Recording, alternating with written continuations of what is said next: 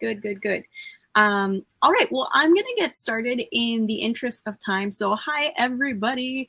We are in our Consejo corner. So we're going to be talking some real talk about being the token DEI person and sometimes having to reject that responsibility. It's like, don't put it on me. So we have three amazing panelists who will introduce themselves in just a second, who's going to share their experiences and talk a little bit more about kind of where they land in this work. I did want to just set a little bit of context as an introduction, because depending on kind of where you're at and what kind of company you're in, it's helpful to just like have that context. So let's pull it back. Right. So during the protests following the murder of George Floyd, a lot of companies created this kind of uproar, almost like a faux uproar of DEIB initiatives. That's diversity, equity, inclusion, belonging initiatives. You'll hear some version of that.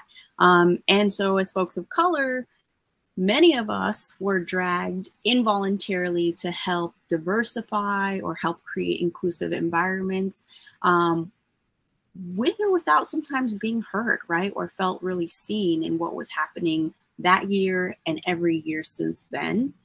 And so we want to dissect a little bit of what the emotions are and just also like, how can we reject the full burden of responsibility that sometimes it feels falls on our shoulders?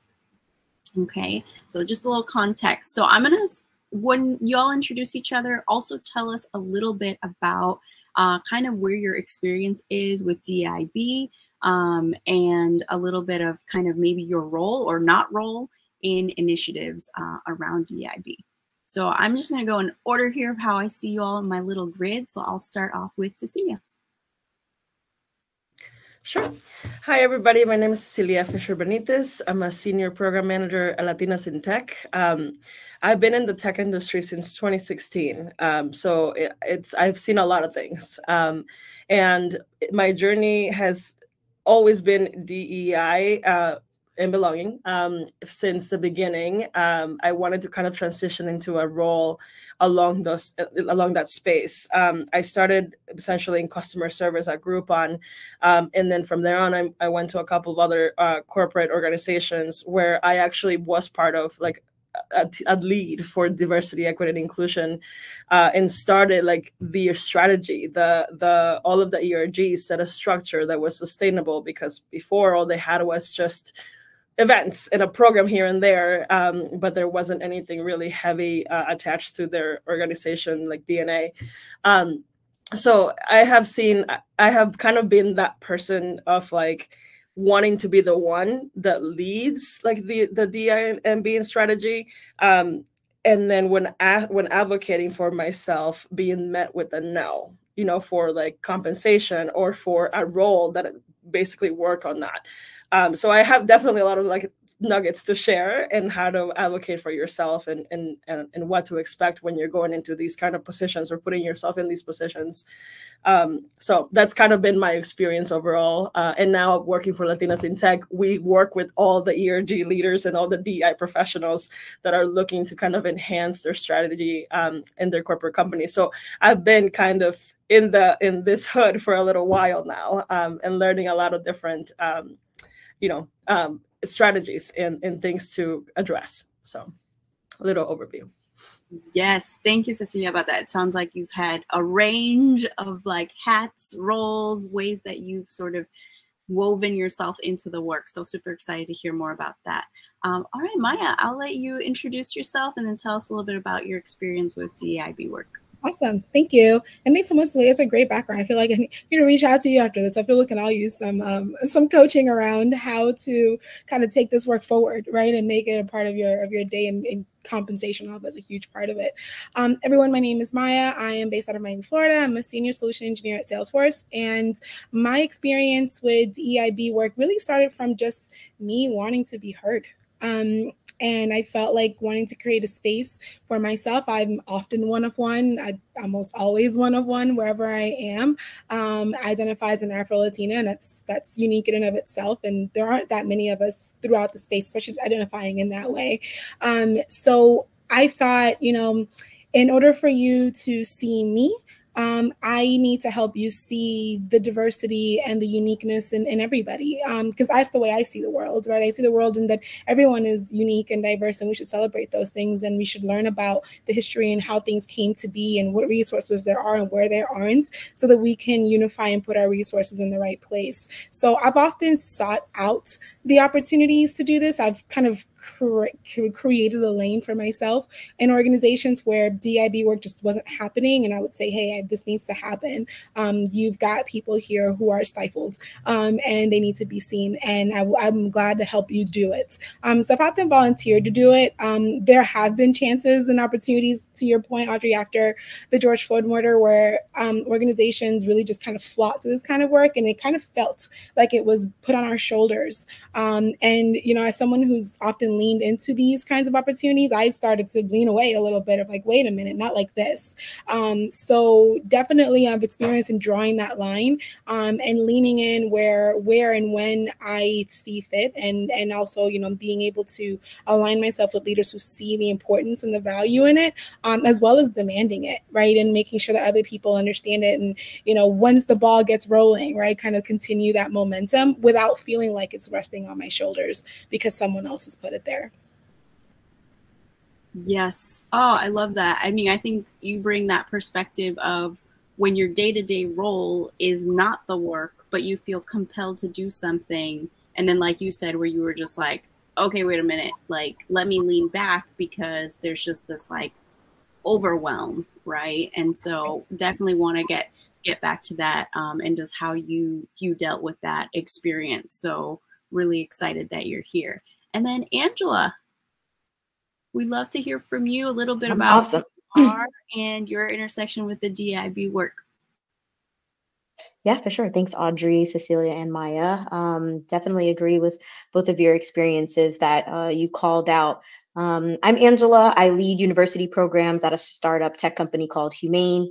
And so I built and designed internship program here, and have not recently, but since I joined the company, have been a part of building our DEI strategy. And so I had the opportunity to build that here, present it to leadership, and we actually just presented it to our entire team yesterday.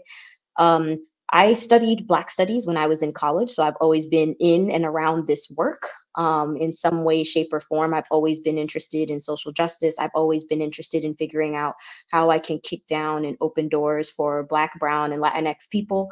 And so I've always kind of been in this work, but I think during 2020, after George Floyd's murder, I was at a company that really kind of tried to force me in space without even recognizing his murder, without recognizing all the other things that were going on in the world at the same time. And it was difficult at the time to try to push that work off of me, but I really had to set a firm boundary because like a lot of people, I was angry. I was at home, couldn't go outside, and I was really angry and with what was going on, and with what I was witnessing. And so I made an effort to myself once COVID kind of led up to leave that company and join a company, a smaller company, where I could help build the foundation of DEI work in a way that was integrated into the foundation of the company, and not an add-on or something that the team is now trying to like catch up to, but something that we are ingraining in the way that we recruit.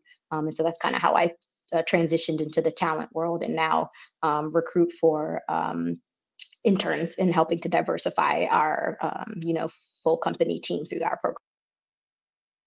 Wow, that's incredible. Thank you so much, Angela. I just also wanted to name that we can't see you, which is totally fine. But if you did think you were on camera, I just wanted to say that we cannot see you, but totally optional. Oh, no. Yeah, my camera is on. It might be my internet. Okay. Okay. Well, we'll leave and come back and see if that works. You, we'll let you know. But awesome. Your audio is great, so let's keep that going. I wanted to ask you all about kind of like when was that moment that you realized, like, maybe I'm stepping into something, or I'm already in something that feels a little tokenized? Maybe you felt that way as an individual, or the work felt that way, but maybe like tell the audience a little bit about like what were some of those like flags that you saw, to maybe help other people who might be in that same position, or eventually might be in that same position. And why don't we switch things up, and we'll start with Maya.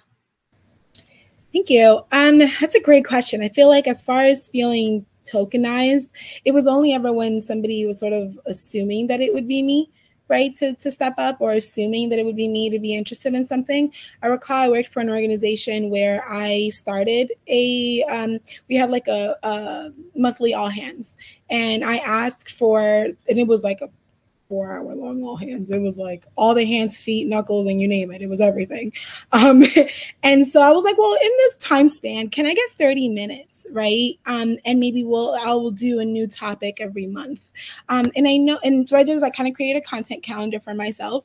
And every month I went over a new sort of diversity inclusion type of topic. And I tried to kind of go along with like the different months. So like, you know, AAPI month, I did Hispanic Heritage Month and all that. And I noticed that I got really good, like really a lot of really good feedback, right? And one of my teammates mentioned that they were surprised that I was speaking about like invisible disabilities, and I was speaking about autism, because they assumed I'd only be talking about Black issues. And they assumed that I'd only be caring about issues that are pertinent to me. And they were like, wow, I'm so shocked. And I'm so like surprised, as well as like, you know, pleasantly surprised that you're including everybody. And I was like, well, why wouldn't I? Right? Like I said, we're going to do diversity, everybody, right? You know, and I had to really explain to this person who is a manager, who came to me and mentioned, like, you know, I really feel so seen. You know, her brother suffers from lives with invisible disabilities, and she felt like, wow, this is really great for someone to come in and talk to us about how they're diagnosed and where they're seen, and, you know, things like that. But she did also mention that I was really surprised that you're so open to talking about all of these things, and I was like, what made you think I wouldn't be? Right? So it wasn't like until that moment that I felt like, oh, you thought I only wanted to create space for one conversation. And I was like, well, if you're open to learning and you can see the diversity in different people, different abilities, different backgrounds, different everything, then you can see me too.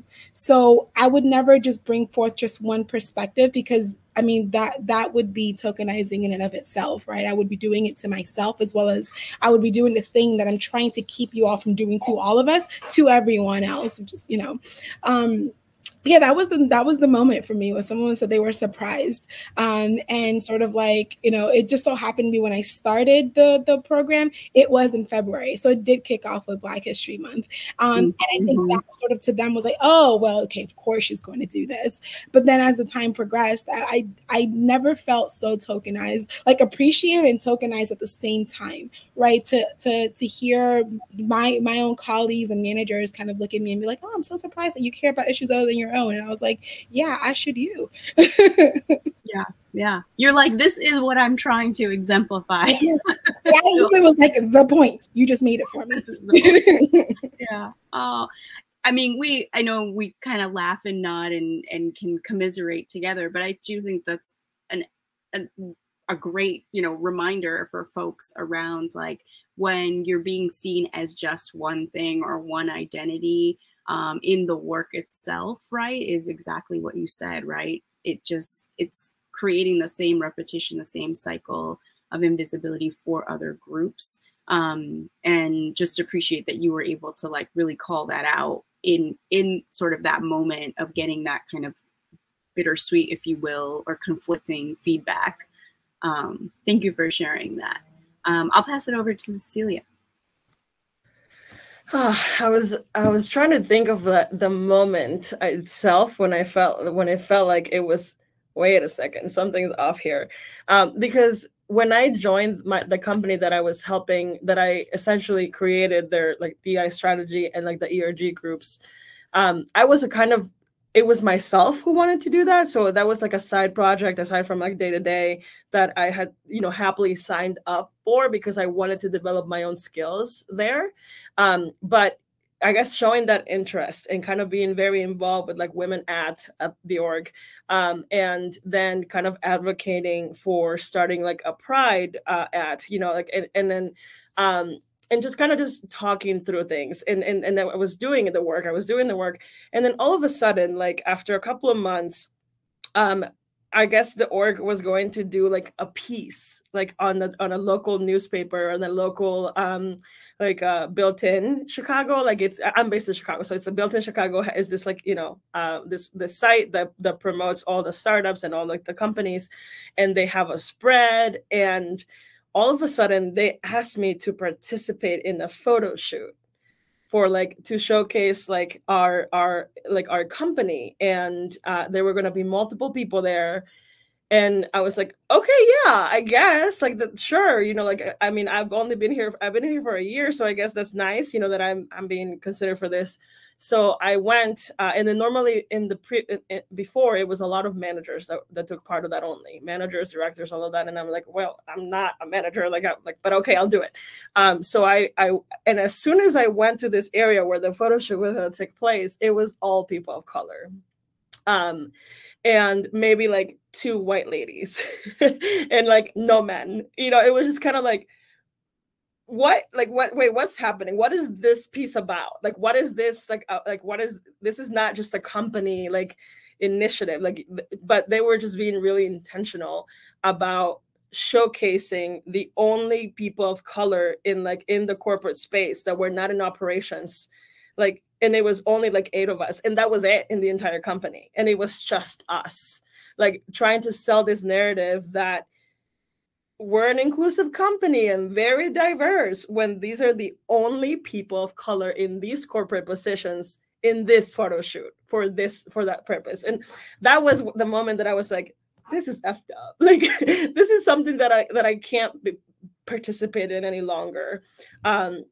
And that's it. Honestly, like, I think when you really realize that you're being tokenized, like, you go into this mode of like self-reflection, like, and education about yourself, and like, and then you learn how to prepare to communicate better, because you want to like set those boundaries for yourself and kind of establish that your own persona to kind of protect your own well-being, because it's being abused by someone now. So I feel like that was really the moment that it's when I was like, okay, it's time to advocate for change here, because this is like the last straw. This is like, we are the only people of color in this floor. Like, we are and now we're being like paraded like we are, you know, this other organization that is not really inclusive. So that was kind of like the moment that I was like, okay, time to advocate for change, time to set my own boundaries, time to communicate my feelings. Now it's time to really approach this situation and maybe even provide some solutions for them. Like, why are we like, and start asking questions, and like advocate for a mentorship program, advocate for like training sessions, microaggressions, like unconscious bias. Like, this is perfect, like a perfect time to do this. So that was really kind of like my eye-opening experience, like a year into this company. Yes. Wow. I mean, definitely eye-opening, like just walking into that space and being like, I see what this act is, right? A very conscious act to showcase the sort of false story of like who your company was and who it represented. And I think the point you made too about the self-reflection is really important, right? Because I think that could also be really meaningful for people listening right now or checking in this out, which is just also like what we go through when we realize we're in those situations can sometimes, like that internal dialogue that we have with ourselves, we can be pretty self-critical, right? Like, oh, I put myself in this position. Well, I volunteered for it. So like, this just must be the way it is, right? And I think that really, like you said, like really trying to reflect on, okay, like, what do I do now? What are the boundaries that you needed to set, right? How do you move forward? I really appreciate you calling that out, because I think that is part of this process, right? It's not just like, oh, this thing happened, but like, and then what? Angela, I'd love to turn it over to you to talk about kind of that realization moment, if there was one, and maybe also talking a little bit about like the post, like what did you do after? What did that look like? Yeah, for sure. I had a very similar experience to you, Cecilia. The good old photo shoots. They love to try to slap our face any and everywhere that they can, with no checks being followed with it. I think for me, I set a harsh boundary. So I had the same thing happen to me at the past company that I was at. They came to me. I think I had only been there for like 4 or 5 months, and they reached out to me, and I had been in a situation like that before when I was in college, and also because I went to a PWI, a predominantly white institution. And so I had been in a similar situation like that where my school was trying to do something like that too. And so when I got to work and they approached me, I said to myself, I had a reflection moment like you called out, and I said to myself, okay, I need to set a firm boundary here, but what is that boundary, and what is going to be a like strong enough boundary that people will actually like listen to it and respect it. And so from that moment forward, I decided that at any company, new company that I decide to join, I have like a year, minimum of a year, like cliff, I guess you could call it, where I do not want to be photographed. I don't want to be posted on our Instagram, socials, LinkedIn, our website, anything until I've been at the company for a year. Because I think that gives me a really good understanding of if I really like it here, do I like being here? Do I want to represent myself and like show other people of color, other Black women that like, oh, it's okay for you to come here? I don't want to put my name, my face on anything, and bring any person of color into a company or a situation where I know I'm not being treated fairly and they might not be treated fairly. So now, yeah, I have a year cliff, where when I join a company, I even tell them that, you know, when I first join, I'm like, hey, because they'll often call out DEIB in my interview processes with new companies. Even if I don't bring up the conversation, the recruiter or the interviewer will bring it up because I'm a person of color. And so I usually tell them in that moment, I'm like, hey, and just so you know, I have a year cliff, where when I join a company, I do not take photos. I'll participate in events, I'll show up and I'll be a part of the community, but I don't want to be photographed. I don't want my face picture up anywhere on any of our socials until I've been at the company for a year. I love that. I feel like people are going to take notes on that one, Angela. Because I think that's a boundary you've set for yourself for your own safety, but you're also thinking about others too, right? Others who see that and be like, oh, well, if Angela's there or someone like Angela, it must be a cool place. It must be good, right? And I think a lot of us think about that too, right? We think about what our image represents to other people. Because, we are trying to open doors, but we don't want those doors to be to places that aren't good for us or other people. So definitely appreciate that. Oh, this conversation is excellent. I know we could be here forever, but I do want to be mindful of time because that announcement is looming. So maybe really quickly we can get to, I know there's also some really great comments in the chat. If panelists, if you want to check those out as well, people are really connecting with what you all are saying. I want to just call out to one of the comments from Carolina just around, volunteering for DEIB work and then, being laid off and just kind of that, in and of itself is something that a lot of people have been impacted by the past couple of years is that, those who are doing DEIB work and or projects have felt sort of targeted in the layoffs as well. So I know that's, we're definitely seeing a lot of that happen.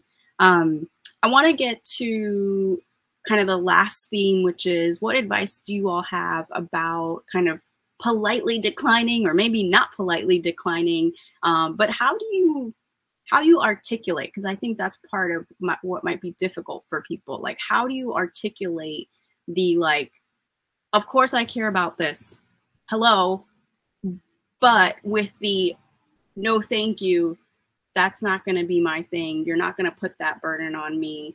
Like, how do you navigate that like really intricate, strange gray space? And I'll say also, if you want to talk about like, how do you do that with your own communities when you're saying those things? And then how do you do that with like, not your community and maybe more on the corporate folks? So Cecilia went off mute. She's like, I am ready for this because I dealt with this. So when I was in corporate, after I built the strategy, after I built the ERG groups, I had asked for my role to be like either transition slowly so I can offboard into this new role. And I I was ready. I had receipts, I had data. I was like, we clearly need this. You know, there is now more groups, affinity groups wanting to kind of form. So there needs to be a structure here. And I had asked, and then they said no, because there's no budget. And like, they're like, and next year it doesn't look like it either. And I'm like, okay, meanwhile, there's like ridiculous amount of money being put on like happy hours that nobody goes to, or only like 10% of like a team goes. Anyway, that's another topic. But when it was time, and I was like, you know, I was gracious about it. I'm like, okay, it's fine. I'm just going to continue with my day-to-day, but now it's time to put a boundary. If they need something, then we can revisit that conversation. So I have to start saying no and politely decline invitations to help, you know, plan our next like conference for women in tech and those DEI panels and all that. So what I started like basically coaching myself is, how do I politely say no? And I think it was something like, you know, my current workload is quite demanding right now. And I'm really concerned that taking on additional responsibility that is not part of my performance review, like it might affect the quality of my work and like and my work-life balance because of whatever reason at the time, you know. But how do you also tell your community that you still care? So I was like, you know, I can offer support in other ways. Like if you need me to participate in a training session or a workshop or provide feedback, like I can definitely help with my DEI expertise in that sense, but no longer the organizer essentially, because it is taxing. It's super like taxing.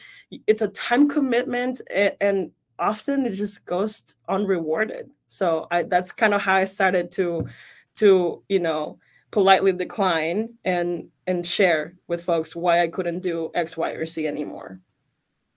I love that. Thank you, Cecilia. I knew you had a lot to say on that one. Let me go over to Angela, and then we'll get to Maya to close us out. And I want to make sure we wrap up, because I don't know if this thing just cuts us off. So Angela, what is your advice on kind of declining that responsibility? Yeah, usually when I decline that I'm just as transparent and as honest as I can be. I usually find that, you know, just leading with your truth is the best way to go in any situation. And so I usually just share with that person like, hey, I'm not in a space to take that on. I'd maybe love to sit down and brainstorm with you and help support you in the initiatives and strategies that you're trying to build, but I don't have the bandwidth or the mental capacity or whatever it is to, you know, take this on with you. And then I also kind of turn it back on that person and help them realize the power of allyship, especially if it's a person who's not of color coming to me asking me for this stuff. I'll just, you know, say to them like, you know, I think, you know, allyship is a really very important part of this work, and a very important part that often goes overlooked because we tokenize so many people of color. And so I challenge that person to think about, how can you get involved? How can you lead this work and be a change maker in the space without any people of color, you know, supporting you? But I'm happy to, you know, sit down and give you some time to help brainstorm, but I don't have the capacity to take on any tasks.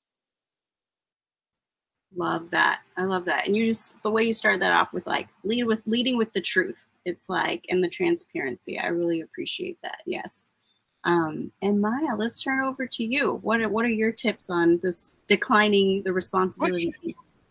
To sort of piggyback on what both Cecilia and Angela said, like I first evaluate, is this something I want to take on? Right? Like, do I want to do this? Because if I want to do it, then similar to what you mentioned, Cecilia, as far as it being part of my workload, let's build it into my OKRs. It needs to be something that I am going to be recognized for. Come time for evaluation or my performance review. How are we going to make this a part of it? If part of my performance review is things like organization, orchestration, leadership, well, is this a good way for me to show that? Will you acknowledge this work as that? Oh, you won't? Well, then can't help you, right? So if something that I want to do, I kind of challenge back. I'll say, great, this is something I am interested in. Thank you. I always thank them. Thank you for bringing this to me. I am very passionate about this kind of thing, and I really appreciate you bringing this to my plate, right, to my door, if you will. However, right, given my responsibilities, is this going to be worked into this? If not, then perhaps I'm not the best person to reach out to for this, because I'm really focused on whatever that goal is for my job, right?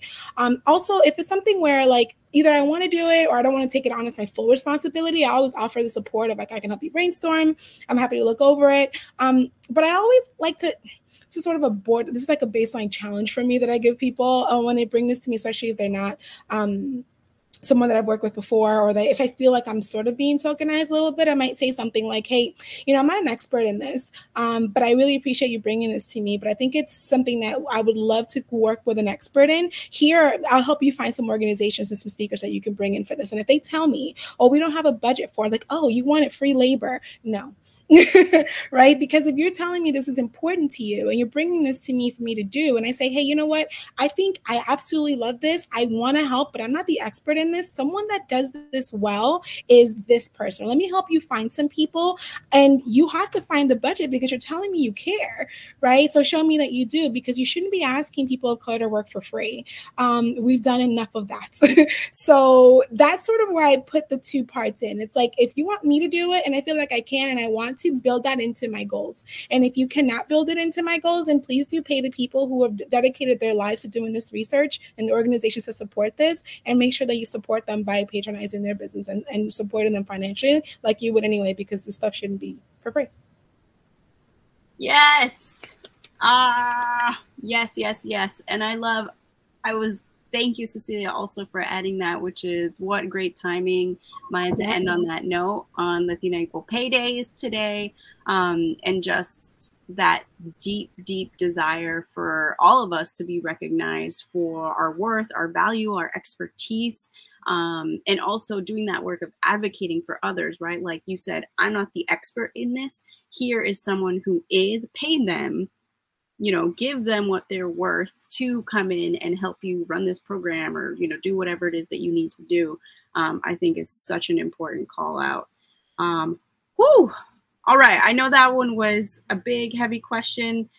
We still haven't cut off. We're still here. The audience is still here. So I'm going to get to my fun fact question for each of you, which is just to get to know you a little bit. But what is your favorite movie of the year? I know the year isn't over, but what has 2023 held for you all in terms of your favorite movie? I'll jump in here because I do have to go. Bob's Burgers, it's my favorite show ever in life. And when they had the Bob's Burgers movie, I was first one there several times. So yeah, Louise is my spirit animal. Awesome. If you feel like you want to get to know me in a snap, if you know Louise, you've already met me. She's me and I am her. I love that. I love that. Well, if you need to hop off, respect your time. Thank you so much, Maya. Take care. Bye-bye. All right. Angela or Cecilia, you want to jump in with your favorite movie? I can jump because I think I might be kicked out of this room soon. I work at WeWork, so I got a little space. But so this year, it's been a year, so I haven't really had time to watch anything. But I did make time to watch Flamin' Hot. And I'm going to make time to watch A Million Miles Away because they're both Latino focused and they're both like inspirational and awesome. And Eva Longoria directed Flamin' Hot. So everybody should go watch it. It's on Hulu. And A Million Miles Away is going to be on Prime Video. So I am excited for those two movies. Although Flamin' Hot was good. It was awesome. Great. I love it. Angela had to jump, but thank you to all our panelists. Thank you for our audience for being engaged in this conversation, and hope this helps everyone a little bit navigate those waters of DEIB. I know there's a lot of conversation, a lot of tension around it, but you met some experts today who hopefully you can connect with and get some more answers. And I'm also available. So if anyone wants to chat or have a cafecito, you know, please reach out. So thank you so much. Thank you. Bye, everyone. Bye.